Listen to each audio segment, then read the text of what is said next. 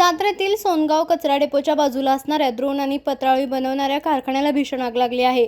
सायंकाळच्या सुमारास ही आग लागली असून यामध्ये कारखान्यातील साहित्य जळून खाक झाले आहे। ही आग विझवण्यासाठी अग्निशामक दलाचे कर्मचारी दाखल झाले असून आग विझवण्याचे प्रयत्न सुरू आहेत। या आगीमुळे या कारखान्यातील साहित्य जळाल्याने मोठे नुकसान झाले आहे।